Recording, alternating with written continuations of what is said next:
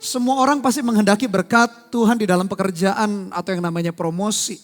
Dan Tuhan juga pasti menyertai, memberkatinya meskipun dengan caranya Tuhan. Dan hasil akhirnya diselesaikan untuk tujuan kemuliaan bagi nama Tuhan. Ada dua cara, self promotion versus divine promotion. Dan khotbah saya hari ini saya beri judul adalah self promotion. Dan merupakan nanti khotbah seri yang kedua berbicara mengenai divine promotion. Kita akan belajar kekeliruan, kesalahan dari seseorang yang namanya Abimelek. Konspirasi daripada Abimelek, bagaimana dia berusaha dengan kekuatannya mengalami berkat, mengalami promosi daripada Tuhan. Dan kesalahan bisa menjadi pelajaran yang berharga bagi kita semua untuk supaya kita tidak tiru atau ikuti teladannya. Dalam pekerjaan, di dalam kehidupan kita, ada pertanyaan ini yang muncul. Pertanyaan ini berbicara mengenai apakah lokasi adalah kunci kesuksesan dalam pekerjaan. Abimelek pergi ke Sikem, Sikem merupakan posisi lokasi yang strategis. Kita mendengar bagaimana katanya kunci rahasia kesuksesan keberhasilan dalam pekerjaan adalah lokasi, lokasi dan lokasi. Saya meyakini lokasi yang strategis juga perlu kita pilih di dalam pekerjaan kita. Kalau kita cari tempat bisnis, cari tempat pekerjaan, tentu saja daerah atau kota yang ramai, yang strategis menjadi perhatian, menjadi fokus utama untuk kita masuk di dalamnya. Tidak ada yang salah mencari lokasi yang strategis. Kalau kita cari rumah misalnya properti, tentu saja cari lokasi yang strategis dengan harga yang kalau bisa murah atau terjangkau dengan kita. Jangan sampai beli properti, kemudian tidak ada akses jalan, kemudian harga properti itu susah naik. Demikian juga dalam pekerjaan atau bisnis. Lokasi memang menentukan keberhasilan, kesuksesan. Dan Abimelek waktu itu dengan jeli, dia merasa perlu ke Sikem. Meskipun lokasi adalah penting, tetapi saya meyakini itu bukan satu-satunya. Jadi kalau hari ini kita merasa tempat pekerjaan kita, tempat bisnis kita sepertinya tidak dalam posisi yang strategis, bangun terlebih dahulu nilai-nilai prinsip yang lain. Dan kalau ada kesempatan untuk pindah ke lokasi yang strategis, maka dengan anugerah Tuhan kita bisa pergi atau pindah ke lokasi yang strategis. Kenapa saya berkata lokasi bukan satu-satunya? Karena kita teringat kisah Abraham dengan Lot. Ternak mereka makin banyak, terjadi pertengkaran antara gembala Abraham dengan Lot. Abraham seseorang yang rendah hati berkata kepada Lot, ponakannya saudaranya, kamu pilih, kalau kamu ke utara aku ke selatan, kalau kamu ke kiri aku ke kanan. Lalu Lot melayangkan pandangannya, dia membawa keluarga ternaknya pindah ke sebuah padang yang subur, banyak air, padang rumput yang hijau, namun dekat dengan kota Sodom dan Gomora. Lot memilih lokasi yang strategis, tetapi kita tahu cerita akhirnya, harta bendanya habis, bahkan istrinya menjadi tiang garam, lalu dia hanya selamat dengan 2 anak perempuannya. Itu pun anak perempuannya melakukan incest, hubungan badan dengan papahnya sendiri. Dan lahirlah keturunan bangsa-bangsa yang selalu berseteru dengan Tuhan. Saya meyakini lokasi pun dipakai Tuhan. Lokasi strategis kalau kita ada kesempatan pindahlah ke lokasi itu. Tapi kalau belum ada kesempatan kita meyakini ketika kita mengerjakan bagian kita dan berharap kepada anugerahnya Tuhan tetap memberkati. Tahukah Bapak Ibu Saudara mulut kita, lidah kita sangat berkuasa. Lidah kita bisa mengangkat atau menjatuhkan. Lidah kita bisa membangun sesuatu atau menghancurkan, meruntuhkan. Hati-hati dengan perkataan kita. Hati-hati dengan apa yang kita ucapkan. Apalagi kita sengaja menebar berita bohong, berita gosip. Hanya untuk supaya bisnis atau pekerjaan karir kita naik. Kita sengaja buat isu negatif mungkin di tempat pekerjaan kita supaya bos kita mempromosikan kita. Kita mungkin berkata-kata yang negatif mengenai saingan bisnis kita. Supaya bisnis kita hebat. Hati-hati dengan perkataan kita. Karena kita harus mempertanggungjawabkannya. Dan Abimelek dia menggunakan kata-katanya, menggunakan lidahnya. Dalam Amsal 18 ayat 21 dikatakan demikian. Hidup dan mati dikuasai lidah.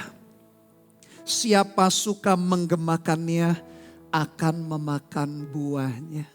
Hati-hati Bapak Ibu Saudara dalam menggunakan kata-kata kita. Jangan untuk kepentingan kita, keuntungan kita. Sehingga kita menekan atau menebarkan berita-berita yang palsu, berita fitnah, berita yang bohong hanya untuk keuntungan kita. Satu saat kita harus mempertanggungjawabkan lidah kita. Kalau kita berbicara mengenai gereja, kalau kita berbicara mengenai ibadah, kita berbicara mengenai kebaktian, aktivitas agamawi. Apakah kita pikir itu untuk mendatangkan keuntungan bagi kita?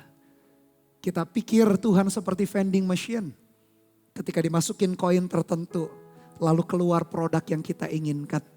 Ketika kita memberi persembahan, melayani, atau rutin ke gereja, lalu kita berharap Tuhan lakukan ini dan itu. Tidak ada yang salah ketika kita berharap Tuhan bekerja di dalam hidup kita. Tapi jangan pandang Tuhan seperti vending machine. Jangan pandang Tuhan dan kita manfaatkan. Rasul Paulus kepada anak rohaninya Timotius, dia menulis surat demikian. 1 Timotius 6 ayat 5-9. Percekcokan antara orang-orang yang tidak lagi berpikiran sehat dan yang kehilangan kebenaran, yang mengira ibadah itu adalah suatu sumber keuntungan.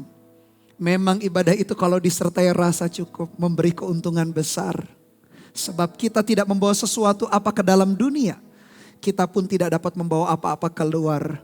Asal ada makanan dan pakaian cukuplah. Tetapi mereka yang ingin kaya terjatuh ke dalam pencobaan, ke dalam jerat dan ke dalam berbagai-bagai nafsu yang hampa. Dan yang mencelakakan, yang menenggelamkan manusia ke dalam keruntuhan dan kebinasaan.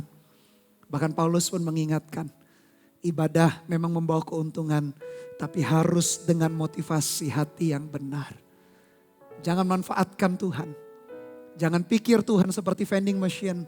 Kita lakukan A, B, C, dan D supaya kita diberkati ini dan itu. Meskipun saya meyakini, kita meyakini berkat Tuhan dalam keuangan, dalam pekerjaan kita pun berasal dari Dia. Perhatikan baik-baik, menggunakan rancangan jahat akan berbalik rancangan itu menyerang kita. Jangan lakukan hal-hal yang curang Bapak Ibu Saudara. Saya mengerti pergumulan kita hari-hari ini di tengah-tengah pandemik soal pekerjaan, soal bisnis. Saya berdoa kita memperoleh terobosan yang benar daripada Tuhan. Tapi jangan lakukan dengan cara-cara yang benar menurut pandangan kita. Justru kita akan lihat akhir kehidupan Abimelek berakhir dengan sangat tragis dan memalukan. Jangan lakukan hal-hal yang curang. Jangan raih kesuksesan dengan korbankan orang lain. Jangan pernah korbankan orang lain untuk kesuksesan kita. Kalau itu yang kita lakukan, kita berada di dalam jalan yang salah. Langit di atas kita jadi langit tertutup, tanah di bawah kita menjadi tanah besi, tanah keras, tanah yang tandus. Jangan korbankan orang lain demi keberhasilan kesuksesan kita. Abimelek terus melakukan hal-hal yang begitu mengerikan. Terus melakukan hal-hal yang begitu curang. Sehingga saya beri tagline Abimelek's konspirasi. Bagaimana Abimelek mengkonspirasi supaya dia mendapat keuntungan. Bapak Ibu Saudara, keluarga di mana kita dilahirkan. Kalau kita dilahirkan di keluarga yang takut dan cinta akan Tuhan, bersyukurlah. Jangan ubah fondasi itu. Kemudian berpikir dengan cara-cara duniawi, dengan cara-cara curang hanya untuk kita dapat berkat. Tempat lahirnya kita di keluarga yang gak sempurna itu. Apalagi keluarga kita cinta dan takut akan Tuhan. Jangan dirubah. Itu tempat terjadinya kebangunan rohani. Membawa kita, menuntun kita sampai hari ini. Atau sebaliknya kalau keluarga kita belum kenal Tuhan. Belum cinta Tuhan. Belum sungguh-sungguh ikut Tuhan. Tapi hari ini kita bisa kenal Tuhan. Berdoa dan berharaplah keluarga kita pun satu saat bisa kenal Tuhan.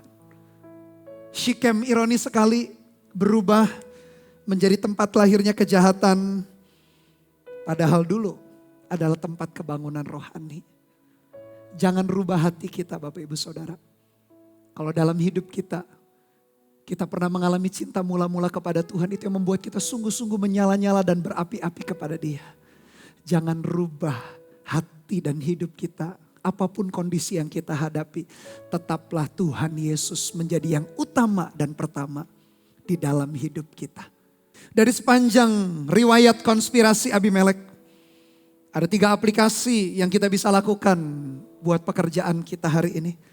Yang pertama, Bapak Ibu Saudara, jangan lakukan hal yang curang.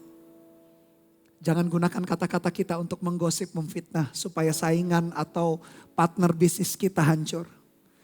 Jangan membuat sesuatu menghalalkan segala cara. No, gak boleh. Jangan lakukan hal curang. Kalau kita lakukan hal yang curang, langit di atas kita akan jadi sorga yang tertutup. Bahkan Tuhan pun menentang kita.